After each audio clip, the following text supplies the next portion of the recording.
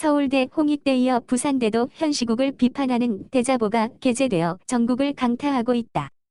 제목의 대자보는 비겁한 평화는 진정한 평화가 아니다라고 평화의 거짓으로 포문을 열고 또한 2차 대전의 영웅 메가더 장군의 말을 인용, 즉 한국이야말로 세계의 많은 나라 가운데 유일하게 모든 것을 걸고 공산주의에 저항하는 나라다라고 헬조선의 청춘들과 무사태평인 무관심자들에게 따끔한 충고를 주고 있고 미넨협정, 베트남 평화협정 등을 들어 평화라는 가면에 숨어 거짓 안도감만 조장하는 이 정권에 더 이상은 속지 말라고 말하면서 이완용 같은 사고방식으로 나는 가장 좋은 전쟁보다 가장 나쁜 평화의 가치를 더 부여한다고 이 나라 대통령으로서 진정한 평화와 직무와 책무를 다하고 있는가 반문했다. 끝으로 미국의 입을 빌어 트럼프는 이미 이 정권을 북한과 동지로 규정하였다 하고 같은 동지가 모인 거짓으로 뭉쳐진 남북회담, 이 대한민국 역사상 가장 위험한 시기를 맞고 있다라고 끝을 맺었다. 다음은 이 대자보의 전문입니다. 비겁한 평화는 진정한 평화가 아닙니다. 전쟁을 잊은 시대는 전쟁의 무서움을 알지 못합니다. 그래서 역설적이게 평화를 외칩니다. 메가더 장군은 우리 한국인들을 향해 이렇게 말했습니다. 우리가 확인하는 중요한 사실은 한국이야말로 세계의 많은 나라들 가운데 유일하게 모든 것을 걸고 공산주의에 저항하는 나라라는 것입니다. 한국인들의 위대한 용기와 불굴의 정신은 입과 붓으로 설명하기 어려운 것입니다. 그들은 노예 상태보다는 차라리 죽음을 선택한 사람들입니다. 라고요. 그들은 자녀들에게 전쟁의 아픔을 물려주지 않기 위해 싸웠습니다. 약해서는 안 된다고 생각했습니다. 조선 말기의 부조리함, 일제강점기의 고통 전쟁의 비극을 알았기에 우리 건국 세대는 열심히 일했습니다. 우리도 한번 잘 살아보자 그 의지 하나로 독일 중동으로 나간 광부와 간호사들 그리고 하루 중 여유로운 쉼이라는 것을 몰랐던 그 시대 사람들의 열정이 지금의 대한민국을 만들었습니다. 그들은 고통이 뭔지 서러움이 뭔지 알았기 때문에 자신의 안락함을 추구할 수 없었습니다.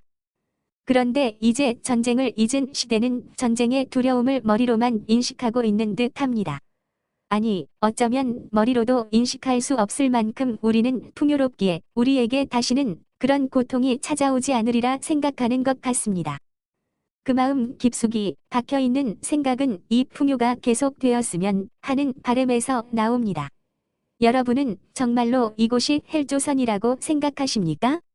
우리가 언제부터 해외여행을 다니면서 우리보다 못한 필리핀, 태국과 같은 나라에서 마사지를 받을 수 있었는지 생각해 보신 적 있으십니까? 그러면서 우리는 알바로 번 돈이 아닌 부모님 돈으로 외국 여행을 다녀온 주변인과 비교합니다. 해외여행 2주 다녀온 친구와 비교하면서 1주밖에 못 가는 자신의 처지를 비관합니다. 김정은이 두세 사람이 한자리에 모이는 것을 금지한 이래로 모일 수 없었던 북한 주민들이 모여서 이야기하기 시작했습니다. 그리고 그들은 남한에서 헬조선이라는 말이 유행이라는 것도 듣기 시작했습니다. 한 탈북자가 이렇게 말했습니다. 남한에서 가장 놀라운 것이 나무가 이렇게 많을 수 있냐는 것이었습니다. 이 나무만 있어도 이렇게 우리들이 굶어 죽진 않았을 텐데 라고요. 이것이 우리가 아무리 눈을 가려도 엄연히 존재하는 현실입니다. 수용소를 오래도록 지낸 사람이 가장 이해 못하는 단어가 사랑이라는 단어입니다. 그들은 사랑이라는 단어를 배우는 데에 몇 년이 걸린다고 합니다. 어디가 진정한 헬입니까? 저는 진정으로 묻고 싶습니다. 우리는 지금 전 세계에서 박해지수가 가장 높은 모든 신뢰지수가 가장 낮은 유일한 나라 전쟁 시기도 아닌 때에 400만을 굶겨 죽인 전무후무한 나라에게 평화를 구걸하고 있습니다.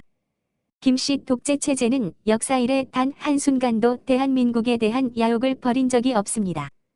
미넨협정을 기억해 보십시오. 협정 이후 챔버레인 수상은 우리 시대에 평화가 왔습니다. 라고 말했습니다. 그리고 1년 후에 2차 세계대전이 발발했습니다. 1941년 미국은 일본의 각종 요구들이 미국 자신들의 일본의 강요한 불공평 때문이니 일본을 의심해서는 안 되고 모두 들어주어야 한다고 생각하는 국민들로 가득 찼습니다. 일본이 점령한 지역에서 미국인 선교사들과 언론인들이 핍박을 받는데도 평화를 위해 희생해서라도 일본을 자극해서는 안 된다고 했습니다.